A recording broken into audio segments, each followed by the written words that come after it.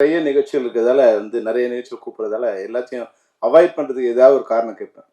பெரும்பாலும் டைரக்ட் நம்ம யூனியன் இருக்க மாட்டாங்க இல்லையா? அதனால நீ முதல்ல யூனியன் மெம்பரான்னு கேட்பேன். 90% இல்லைன்னா அங்கேயே ஃபில்டர் ஆகிடும். அதனால நீ யூனியன் மெம்பரான்னு, ஆமாம் சார்ண்ணா. ஐயோ இப்போ நோ சொல்ல முடியாது. அப்புறம் மெதுவாக சார் அமீர் சாரும் கனியை வராங்க, கனி அண்ணன் வராங்க, கனி தான் அவங்க ரெஃபர் பண்ணாருண்ணா.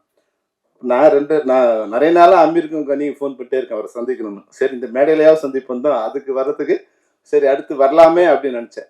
அப்புறம் அடுத்த போட்டான், சார் நான் உங்கள் ஜூனியர் சார் அப்படின்னா. உடனே வந்தே தேரணும் அப்படின்னு. அது ஒரு அட்டாச்மெண்ட் வந்துடும் இல்லையா? என்னதான் இருந்தாலும் நம்ம ஊருக்காரன், நம்ம நாட்டை சேர்ந்தவன், நம்ம மொழி பேசும்போது ஒரு வர மாதிரி எனக்கு இந்த திரைப்பட கல்வி வரும்போது எனக்கு ஏற்கனவே ஏதோ ஒரு சொந்தம் அவங்க மேலே வந்துடும். அதனால அப்படிதான் நான் இந்த இதுக்கு வந்தேன். ஆனால் இங்கே வந்த பிறகு தெரியுது இது என்னோட குடும்பத்தோட நிகழ்ச்சியாக தெரியுது. உண்மையாக இங்கே வந்த பிறகு ஏன் சொல்றேன்னா பூர்ணேஸ்வர் தேவ் எனக்கு ஒரு 10 வருஷமா தெரியும். பையன்லேருந்து குழந்தையிலேருந்து தெரியும். வராமல் இருந்தால் மிஸ் பண்ணியிருப்பேன். நான் எனக்கு தெரியாது தேவ், நீ தான் ஹீரோன்னு எனக்கு தெரியாது, தேவ்னு எனக்கு தெரியாது. நான் உட்காந்து அமீர்கிட்ட சரி இந்த படத்தை பற்றி ஏதாவது பேசணுமே, என்ன பேசலான்னு, என்ன படம் சார் ஆனால் இது ஒரு யூஸ்ஃபுல்லான ஒரு கிரைம் பேஸ்டு யூஸ்ஃபுல்லான கிளாசிக்காக இருக்குண்ணே. சரி அப்புறம் ஹீரோ பேர் என்ன பண்ண, அப்புறம் அது தேவ் அப்படின்னா, அப்புறம் ஹீரோயின் பேர் என்ன பண்ண, அதெல்லாம் நம்ம சைடில் என்ன நீ இது கனியை கேட்டு அப்படின்னா. உண்மையாக எனக்கு தேவ் பேர் மாத்தம் தெரியாது. நான் ரொம்ப கொஞ்சம் லேட்டாக வந்ததால யார் உட்காந்துருக்காங்கன்னு கவனிக்கல. அப்புறமா கிரி பேசும்போது ஆக்சஸ் ஃபிலிம் ஃபேக்ட்ரிங்கிறாங்க. அப்புறம் சதீஷ் பேசும்போது சார் உங்கள் ஆஃபீஸில் ஒர்க் பண்ணணும்னு சொல்லும்போது தான் யார் இது அப்படின்னு பார்த்தா அப்புறம் பூர்ணேஷ். இதுதான் கன்ஃபார்ம் பண்ணியதுக்கு நான் கிரி கூப்பிட்டு கேட்டேன், ஏப்பா பூர்ணேஷ் தானே இதுன்னு. அந்த வகையில் பூர்ணேஷ் ரொம்ப ஆல் த பெஸ்ட். ஏன்னா அவங்க மாமா உலகத்தின் மிகச்சிறந்த மனிதர்களில் அவர் ஒருத்தர். அவங்க மாமா உலகத்தில் ஒருத்தருக்கு தீமையே தெரியாது, செஞ்சால் நன்மை தான் செய்வார் அப்படின்னா அது அந்த மனிதர் டெல்லி பாபு. மிகச்சிறந்த இயக்குநர்களை, மிகச்சிறந்த படைப்புகளை உருவாக்கி மிகச்சிறந்த தயாரிப்பாளர். காலம் அவர்கிட்ட நம்ம பிரிச்சா கூட அவர் அவரோட மெயினான அவரோட ஆம்பிஷன் பூர்ணேஷனை ஒரு பெரிய ஹீரோ ஆக்கணுங்கிறது தான் நிறைய தடவை என்கிட்ட சொல்லியிருக்காரு. அவர் மகன் தான் சொல்லுவார், மாமான்னு சொன்னார். எனக்கு தெரியாது, நான் ரொம்ப நாளாக அவரோட சன் தான் நினச்சிட்டு இருந்தேன். அவரோட அக்கா பையன் அவர் அடாப்ட் பண்ணியிருக்காரு. என்னோட பையன் தான் என்கிட்ட நிறைய இது சொல்லுனார். அதனால அவர் எங்கிருந்தாலும் பூர்ணேஷ் அவரோட ஆசை அவனுக்கு எப்பவுமே கிடைச்சிட்டே இருக்கும். அதனால் நிச்சயமா இந்த படம் மிகப்பெரிய வெற்றி அடையும். அவருடைய ஆசையால இந்த படம் வெற்றி அடையும். இன்னொரு விஷயம் இங்கே வந்த பிறகு தெரிஞ்சது, கணேஷ் பேசும்போது சொன்னார் இல்லையா, ஒரு உணர்வு ஆடியன்ஸுக்கு அது போய் ரீச் ஆயிடும்னு. அது ஒரு ஒரு படம், அந்த படத்தில் கென்னடியை கில் பண்ணணும். கில் பண்ணுறதுக்கு முன்னாடி என்ன அது யார் சம்மந்தப்பட்டாங்கன்னு அது இருக்காது. அப்போ முன்னாடி FBI ஒரு மீட்டிங் போடுவாங்க, எல்லாரும் உட்காருவாங்க, ஒருத்தர் பார்ப்பாங்க, நோ டைலாக், திரும்பி போயிடுவாங்க, எல்லாம் எழுந்து போயிடுவாங்க. அடுத்தது அந்த மர்டர் நடக்கும். அப்போ நம்ம ஒரு வகையில் ஃபீல் பண்ணுவோம், FBIக்கு இதில் ஏதோ ஒரு இருக்குது, கனெக்ஷன் இருக்குன்னு நம்ம ஃபீல் பண்ணிடுவோம். இந்த வார்த்தைகளும் இல்லை. அதான் அந்த உணர்வு வார்த்தைகளால் விவரிக்க முடியாத ஒன்று சைலன்ஸ் காமிச்சிடும். அது மாதிரி இந்த மேடையில் வந்த பிறகு நான் நிறைய நூற்றுக்கணக்கான இசை விழாக்கள் நான் கலந்துக்கிட்டு இருக்கேன்.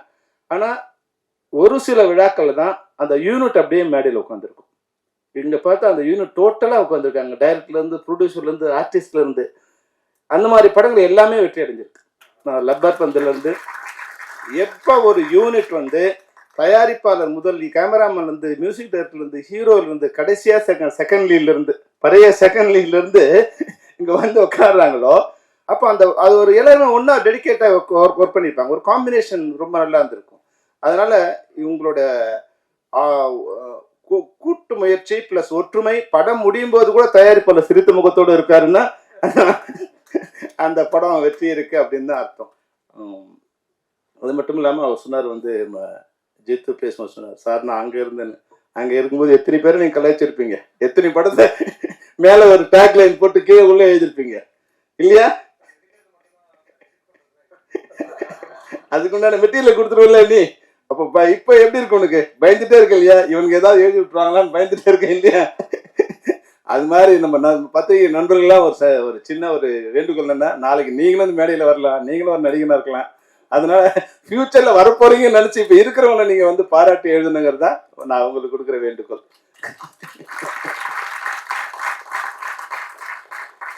நிச்சயமா இந்த படம் என்னோட பிரார்த்தனை தேவுக்காவது இந்த படம் ஓடணுங்கிறது தான். தேவ் வந்து எங்கள் குடும்பத்தோட எல்லாரோட மிக இனிமையான நண்பர்.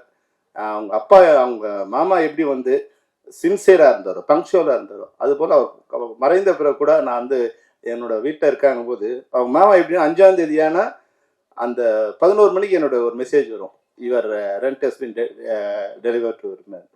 அவர் இறந்த பிறகு கூட அதையே அவங்க ஃபாலோ பண்ணுறாரு தேவ் வந்து. அந்த சின்சியாரிட்டி அவ்வளோ அழகாக இருக்குது. மற்றபடி இங்கே இருக்கிற நிறைய பார்த்தா யூத்தாக இருக்குது. என்ன இப்போ யோலோன்னா என்னன்னு புரியல எனக்கு முதல்ல. சரி போலோ கேம் மாதிரி ஒரு யோலோ கேம் எதுவுமே இருக்கு அப்படின்னு வந்து நினச்சிட்டு அப்புறம் தான் வந்து இவர்கிட்ட கேட்கும்போது அமீர்கிட்ட, ஆனால் எனக்கு தெரியல, நீ கனி அதையும் கனிகிட்டே கேளுங்க. அப்போ தான் கணேஷ் சொன்னார், யூ லிவ் ஒன்லி ஒன்ஸ் அப்படின்னு. நிச்சயமாக வந்து வாழ்க்கை வந்து லைஃப் இஸ் பியூட்டிஃபுல். நீ அந்த படம் பார்த்தாவே லைஃபே பியூட்டிஃபுல் தான். அது நம்ம எப்படி எடுத்துக்கிறோங்கிற விஷயம் தான் வாழ்க்கை. அது மாதிரி இந்த படத்தில் வந்து இவ்வளோ யூத்தாக இருக்காங்க. எல்லாருமே வந்து சின்ன சின்ன கேரக்டர். நான் கதை சொல்லும்போது கன்வின்ஸ் பண்ணுறது எல்லாரும் செகண்ட் லீடு தான் சொல்லுவோம். நீ வந்து எல்லாரும் செகண்ட் லீடு தான். ஆனால் ஒரு ஃப்ரேமில் வந்தால் கூட நீங்கள் அந்த ஃப்ரேமில் நீங்கள் அந்த இதை கொடுத்துட்டீங்கன்னா ஆட்டோமேட்டிக்காக வந்து அடுத்த இதில் வந்து உங்களுக்கு இனம் கண்டுபிடிச்சிடுவாங்க. இப்போ நமக்கு இருக்கிற மிகப்பெரிய சின்ன படங்களுக்கு பெரிய விஷயமே இப்போ என்னென்னா தியேட்டர்ஸில் கிடைக்கிறது தான் உங்களுக்கு பெரிய கஷ்டமாக இப்போ சிரமமாக இருக்கிறது. என்னென்னா எல்லா படங்களையுமே வந்து மொத்த ஸ்க்ரீன்ஸ் அவங்களே ஆக்கிரமிச்சுக்கிறதால வந்து தியேட்டர்ஸ் கிடைக்கிறது தான் கஷ்டமாக இருக்குது. உங்களுக்கு வந்து டிஸ்ட்ரிபியூட்டர் கிடச்சிருக்காரு, நல்ல டிஸ்ட்ரிபியூட்டர் கிடச்சி ஏற்கனவே மீட் பண்ணியிருக்கோம் இல்லை ஒரு மேடையில் இப்போ மீட் பண்ணியிருக்கோம். அதனால் வந்து வேறு மாதிரி எனக்கு கோகுல் தெரியும். அவர் வந்து இப்போ டிஸ்ட்ரிபியூஷன் எடுத்திருக்காரு. அவர் வந்து கொட்டை போட்டவன் சொல்லும் மாதிரி அப்போ சினிமாவில் கொட்டை போட்டவன் அவர் வந்து உங்கள் படத்தை பார்த்து படத்தை சூஸ் பண்ணியிருக்காருன்னா நிச்சயமாக இந்த படம் நல்லாயிருக்கும். நீங்கள் அதுக்காக கவலைப்பட வேண்டிய அவசியம் இல்லை. ஏன்னா இப்போ கேப்டன் பிரபாகரன் வந்து படம் ரிலீஸ் பண்ணும்போது கூட எங்களுக்கு வந்து ஒரு ஸ்க்ரீன் தான் கொடுத்தாங்க. ஃபர்ஸ்ட் ஒரு ஷோ தான் கொடுத்தாங்க. நிறைய தியேட்டர்ஸ் போட்டாங்க தவிர அந்த தியேட்டர் ஷோ இருக்காதுன்னு கூட எனக்கு தெரியாது. அதுவும் எத்தனை மணிக்கு ஷோனா 9 o'clock ஷோ கொடுத்தாங்க. 9 o'clock ஷோ நானே போய் படம் பார்க்கறதுக்கு கஷ்டமா இருக்குது. எப்படி வந்து ஃபோன் பண்ணிட்டே இருக்காங்க. நான் எழுந்து சொன்னார் இல்லையா அது காலங்காத்தால 9:30 மணிக்குன்னு. அதனால நான் மிட் நைட் 6 மணிக்கு எழுத வேண்டியதான். எழுந்து போய் படம் பார்க்குறது. அப்போ நம்மளே போய் நம்ம படத்தை பார்க்கறதுக்கு 9 மணிக்கு போகிறது கஷ்டமா இருந்தால் அது மாதிரி சின்ன படங்களுக்கு 9 மணிக்கு கொடுத்தாங்கன்னா நல்ல வேலையா வந்து பாதி ஆடியன்ஸ் இது பண்ணதால் அடுத்து வந்து 2 ஷோனாங்க 4 ஷோனாங்க ஏறக்குறைய 1000 ஷோ இன்க்ரீஸ் பண்ணிட்டாங்க. ஆனால் இந்த படங்களுக்கு கொடுக்கும்போது நீங்கள் கோகுல் நீங்கள் திரையரங்கத்தை எடுக்கும்போது ஒரு ஷோவாக இருந்தால் கூட அது 6 o'clock அப்படிங்கிற மாதிரி ஷோவாக இருந்ததுன்னா 6 o'clock 7 o'clock ஷோவாக இருந்ததுன்னா மெயின் ஆடியன்ஸ் அந்த யூத் வர்றதுக்கு உண்டான ஒரு சான்ஸ் கிடைக்கும். அவங்க வந்து இப்போ என்ன பத்திரிகைகள் எழுதினாலும் அது 50% தான். உள்ள வரவங்களோட ஆடியன்ஸோட ரெஸ்பான்ஸ் இருக்குங்களா அது ஆட்டோமேட்டிக்காக வந்து நீங்கள் அடுத்த ஷோவுக்கு அது இன்க்ரீஸ் பண்ணிடுது. அதனால உங்களுடைய ஸ்க்ரீனை பார்க்கும்போது உங்களுடைய எவ்வளோ வந்து நீங்கள் எத்தனை ஷோ கிடைச்சாலும் பரவாயில்ல, ஒரு நல்ல தியேட்டர்ஸில் நல்ல இதாக பண்ணும்போது அந்த ஆடியன்ஸ் வெளியே வரும்போது இப்போ எல்லாம் எப்படி சிரிச்சாங்களோ அது மாதிரி மக்கள் சிரிப்பாங்க. அந்த சிரிப்பு தயாரிப்பாளரும் சிரிப்பார், டிஸ்ட்ரிபியூட்டரும் சிரிப்பார், நீங்களும் சிரிப்பீங்க. மிகச்சிறந்த ஏன்னா உங்களோட ஒர்க்கை பற்றி கனி சொல்லிட்டே இருந்தார். நீங்கள் டெக்னிக்கலாகவும் ஏன்னா டிஎஃப்டியாக இருக்கிறதால உங்களுக்கு டெக்னிக்கல் சொல்ல வேண்டிய அவசியம் இல்லை. அது சரியான இயக்குனர்கிட்ட நீங்கள் வந்து அமீர் மாதிரி ஒரு ஆள்கிட்ட ஒர்க் பண்ணி வெளியே வந்திருக்கீங்கன்னாவே போதும். நீங்கள் 100 பேர்கிட்ட ஒர்க் பண்ண மாதிரி தான். அமீரோட நண்பராக இருக்கிறது வந்து ரொம்ப ஈஸி, அமீரோட அசிஸ்டண்டாக இருக்கிறது வந்து ஒரு டார்ச்சர். ஏன்னா நானும் அது மாதிரி ஒரு டைரக்டர் ஒர்க் பண்ணுங்க இல்லையா, அது எதுவுமே ரெடி இல்லாமல் போவாங்க, எல்லாமே அங்கே வேணும்னுவாங்க.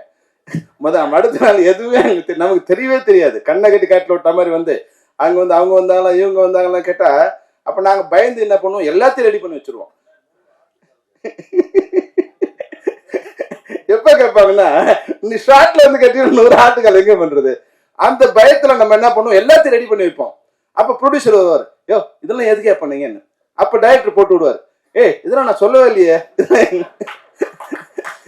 இவர் சொல்லுவாரு நம்ம எதிர்பார்த்து வச்சிருப்போம். ஆனா வந்து அது கேட்க மாட்டாரு. ஏதோ ஒன்று ஒரு குண்டூசி காணா போயிடும். குண்டூசி இல்லைன்னு வச்சுக்க இவருக்கு சீன் வராது, இல்ல டைலாக் வராது. நமக்கு வந்து தெரிஞ்சிடும் அவருக்கு வந்து பெரிய ஆள், அவர் வந்து குண்டூசி இல்லைன்னு தெரிஞ்சிடும். ஏய் குண்டூசி எங்கப்பா குண்டூசி எடுத்தாங்கன்னா நமக்கு தெரியும் அங்க டைலாக் வரல இல்ல சீன் வரலன்னு யோசிச்சுட்டே இருப்பாரு. இல்லாத ஒண்ணு கேட்பாரு. அது மாதிரி அமீருக்கு வந்து அங்க ஆத்தங்கரைக்கு போனாதான் வந்து கற்பனை தோணும். அவர்கிட்ட ஒர்க் பண்றது ஏன்னா நான் பழக்கும்போது தெரிஞ்சுட்டேன், படம் பார்க்கும்போதே எடுத்திருப்பாங்க இந்த படம்னு. ஆனா கூட அந்த டார்ச்சர்லாம் யாரும் விரும்பி பண்றது இல்லை. அந்த கலைஞனா நீங்க போகும்போது அங்க போகும்போது படத்துல நடிக்கிறவங்க யாருன்னாலும் இருக்கலாம், ஆனால் இயக்குனரோட மெயின் இது என்னன்னா, நான் வந்து ஒரு டைரக்டராக இருந்தால் நிச்சயமா அமீர் அப்படிதான் இருந்திருக்கணும். அங்கே போகும்போது நாம அந்த கேரக்டரை அது மாறிடுவோம். அந்த கேரக்டரை மாறும்போது நீங்கள் உள்ளுக்குள்ள ஒரு இது நடக்கும், ஒரு வேலை நடக்கும். அந்த வேலை நடக்கும்போது என் கண் முன்னாடி இது இருந்தால் நல்லா இருக்கும், இது இருந்தால் நல்லா இருக்கும், இப்படி நடந்தால் நல்லா இருக்கும்னு வந்து எனக்கு தோணும். அதெல்லாம் முதல் நாள் தோணி இருக்காது நமக்கு, அப்பதான் தோணும். இப்போ நான் கூட அது மாதிரி கொஞ்சம் கேரக்டர் தான் நான் சொல்லி பெரும்பாலும் எல்லா டேரக்டரும் அது மாதிரி கேரக்டர் தான் நம்ம வந்து. அதனால வந்து அதை வந்து நம்ம அசிஸ்டன்ட் கிட்ட தான், ஏன்னா அதை வந்து தாலி கட்டாத மனைவி யாருன்னா அசிஸ்டன்ட் டேரக்டர் தான். எல்லா வகையான திட்டம் நம்ம வாங்கிக்கினே இருக்கணும், எந்த திட்டம். ஆனா அசிஸ்டன்ட் டேரக்டருக்கு ஒரு பிளஸ் என்னன்னா, எந்த திட்டமே காதுல வழி போகும்போது மண்டையில ஏறவேறாது. டைரக்டர் திட்டினா நமக்கு சந்தோஷமா இருக்கும். டைரக்டர் நம்ம கிட்ட பேசாம போனாதான் கவலையா இருக்கும். டைரக்டர் நம்மளுக்கு பனிஷ் பண்ணணும்னு நினைச்சாருன்னா நம்ம கிட்ட பேச மாட்டார், நம்ம அடுத்தவர்கிட்ட பேசுவார். நம்மளை விட்டுட்டு அடுத்தவனை கூப்பிட்டு ஷார்ட் சொன்னார்னா நம்ம அங்க சரியில்லைன்னு அர்த்தம். நம்மள எவ்வளவு திட்டினாலும் பிரச்சனை இல்லை. அது மாதிரி நீங்க திட்டினாலும் கவலைப்பட வேண்டிய அவசியம் இல்லை. இன்னைக்கு நீங்க மிகச்சிறந்த இயக்குனர் ஆக வேண்டிய எல்லா வாய்ப்புகளும் உங்களுக்கு இருக்கு. நல்ல தயாரிப்பாளர் வந்திருக்காரு, நல்ல இயக்குனர் வந்திருக்காரு, சாரி உங்க டீம் வந்திருக்கு, நல்ல மியூசிக் டைரக்டர் வந்திருக்காங்க. ஜேவியர் வரும்போதே ட்ராக்கோட வந்திருக்கீங்க நீங்க. ஏன்னா படத்தை ஆரம்பிச்சு ட்ராக் வாங்கறதுக்கு இப்போ வந்து 1 வருஷம் ஆகுது. நீங்க படத்தை ஆரம்பிக்கிறதுக்கு முன்னாடியே ட்ராக்கோட கொடுத்துருக்கீங்க. உங்க அது மட்டும் சூரஜ் அப்பா வந்து என்னுடைய மிக சிறந்த நண்பர். நீங்க நல்லசாமி தந்தீங்க, ஏன்னா மிகச்சிறந்த கேமராமேன், மிருந்த டீச்சரு. அவரு கூட வந்து டெல்லி பாபு மாதிரி வந்து நல்லசாமி சார் வந்து பல கேமராமேன்கள் இன்னைக்கு வந்து டெக்னிக்கல் நாலேஜும் இருக்காங்கன்னா அது வந்து நல்லசாமி சார் தான். அவரோட மகன் வந்து இன்னைக்கு வந்து மிகப்பெரிய கேமராமேன். அவர் நிச்சயமா அப்பாவோட அதில் வந்து ஒரு 10% இருந்தால் கூட போதும், நீங்கள் வந்து மிகச்சிறந்த கேமராமேன் ஆகக்கூடிய வாய்ப்பு இருக்குது. அது மாதிரி இருந்த எல்லாருக்குமே எங்களுடைய டீமில் இருக்க உங்கள் எல்லாருக்கும், தேவிகா உட்கப்பட, ஏற்கனவே எங்கள் சினிமாவில் தேவிகான்னு ஒருத்தர் இருந்தாங்க, அது மாதிரி நீங்கள் ஒரு தேவிகா மாதிரி மிகப்பெரிய ஆர்டிஸ்டாக வரணும். மற்றபடி எல்லாருக்கும் வாழ்த்துக்கள். அது மாதிரி படவா கோபிக்கு வந்து கடைசியாக வந்து எல்லாரும் வாழ்த்துட்டு போடார்ல, என்ன கூப்பிட்டு அடி வாங்குறது ஒன்று இருக்குல்ல, எனக்கு ஒரு நன்றி சொல்லுவான்னு சொல்ல நீ பேசின விஷயத்துல அவர் வந்து வெளியே கொண்டு வந்துரு. ஆனா இன்னைக்கு வந்து அவர் இருக்காரு. அவர் மூலமா இயக்குநர்களுக்கு ஒரு சின்ன ஒரு அறிவுரை சொல்ல விரும்புறேன். அவர் வந்து ஒரு ப்ரொடக்ஷன் ஒன்று ஸ்டார்ட் பண்ணாங்க. உண்மையா அந்த ப்ரொடக்ஷன் வந்து ரொம்ப பியூட்டிஃபுல் ப்ரொடக்ஷன். அது வந்து தமிழ் சினிமாவில் இந்திய சினிமாவுக்கே வந்து ஒரு புதிய அத்தியாயத்தை எழுதக்கூடிய ஒரு பியூட்டிஃபுல்லான ஒரு சப்ஜெக்ட், பியூட்டிஃபுல்லான டெக்னிக்கல். ஆனா எனக்கு தெரியுது வந்து அது ஒரு பெரிய பள்ளம், அதில் போய் இவங்க உழப்புறாங்கன்னு. ஒரு மனைவி வந்து இல்லை சார் நாங்கள் விழுந்துதான் ஆகணுங்கிறாங்க. நாங்கள் ரெண்டு பேரையும் கரை மேலே நிற்க வச்சு கடிஞ்சு அவங்கள அந்த இதோட வந்து அனுப்பிச்சி விட்டேன். ஆனால் அந்த டைரக்டர் என்னன்னா அது மிகப்பெரிய விஷயம். அந்த பிரவீன் அவர் பேர், அவர் எங்கே இருக்கான்னு தெரியல, பாவம், எக்ஸ்ட்ராடினரி டேலண்டட் உள்ள ஒரு பையன். ஆனால் என்னன்னா மொத்தத்தையும் நமக்கே வரணும்னு நினைக்கிறார். மொத்த லாபமும் இல்லை மொத்தம் நமக்கே வரணும்னு நினைக்கும் போது அது இன்னும் அது வந்து ஏற்கனவே எவ்வளோ நாள் இருக்கும், எவ்வளோ நாள் இருக்கும் படம் அவனும் பேசி 7 வருஷம் ஆகி கூட அந்த ப்ராஜெக்ட் ஒன்றும் வெளியே வராமல் இருக்கு. அன்னைக்கு வந்து இவங்கள உட்காந்து அதை பண்ணியிருந்தாங்கன்னா இந்திய சினிமாவுக்கு ஒரு புதிய திரைப்படம் உருவாயிருக்கும். ஆனால் அந்த படமும் வரல. இவங்க அதை போய் முழுக்கியிருந்தாங்கன்னா இன்னைக்கு கோபிங்கிற ஒரு ஆளே இல்லாமல் போயிருப்பார். அது மாதிரி தான் நடந்திருக்கும். அதில் வந்து காப்பாற்றி அவர் வீட்டுக்கு அனுப்பிச்சோம். ஆனால் அந்த பிரவீன் பாவம் எங்கே இருந்தாலும், இங்கே நீங்கள் இந்த மேடையில் இருந்தாலும் பரவாயில்ல, வெளியே எங்கே இருந்தாலும் பிரவீன் தயவு செய்து எப்படியோ அட்ஜஸ்ட் பண்ணி தயாரிப்பாளரோட இல்லை நீங்களும் அட்ஜஸ்ட் பண்ணி அந்த ப்ராஜெக்டை வெளியே கொண்டு வந்தீங்கன்னா இந்திய சினிமாவுக்கும் உங்களுக்கு ஒரு நல்ல பேராக இருக்கும். வர்ற லாபத்தை மற்றவங்களுக்கு கொடுத்துருங்க. ஒரு இதையோட உங்கள் வாழ்க்கை முடிய போகிறது இல்லை. இன்னும் 100 படம் வந்து என்னோட எனக்கு முதல் படத்துக்கு சம்பளம் வந்து 14,000 ரூபாய் தான். ஆனால் அடுத்த படத்துக்கு சம்பளம் எனக்கு 1 கோடி ரூபாய். அதனால முதல் படத்துக்கு சம்பளத்துக்கு அழையாதீங்க. முதல் படத்தோட ப்ராஜெக்டோட காஸ்ட் நம்ம சம்பளம். நான் நினைச்சிட்டு அப்படிதான் 14,000 ரூபாய் எனக்கு சம்பளம். ஆனால் என் படத்தோட பட்ஜெட் வந்து 1 கோடி ரூபாய். அப்போ என் சம்பளமா நான் நினைச்சது வந்து 1,14,000 ரூபாய் என் சம்பளம். ஏன்னா என்னை நம்பி என் அப்பா அம்மாவே ஒரு 100 ரூபாய் செலவு பண்ண முடியாத காலகட்டத்தில் என்னை நம்பி ஒரு தயாரிப்பாளர் வந்து 1 கோடி ரூபாய் இன்வெஸ்ட் பண்றாருன்னா அதுதான் என் சம்பளம். அப்படிதான் இன்னைக்கு இருக்கிற இயக்குநர்கள் நீங்க நினைச்சாதான் அடுத்து 1 கோடி ரூபாய் சம்பளத்தை ரைட் அண்ட் ராயலா வாங்கக்கூடிய, அன்னைக்கு 1 கோடி ரூபாய் இன்னைக்கு நீங்க பல கோடி வாங்கலாம். அந்த சம்பளத்தை வாங்கக்கூடிய ரைட் அண்ட் ராயலா வாங்கக்கூடிய நிலைக்கு நீங்க அடைய முடியும். அதனால வரக்கூடிய இயக்குநர்களுக்கு இந்த நேரத்தில் நான் வந்து என்னுடைய அறிவுரையாக சொல்ல விரும்புகிறேன். மற்றபடி இந்த யோலோ நிச்சயமாக மிகப்பெரிய வெற்றியடையும். உன்னுடைய முயற்சிக்கு, உங்கள் யூனிட்டுக்கு எல்லாருக்கும் என்னுடைய வாழ்த்துக்கள். நன்றி, வணக்கம்.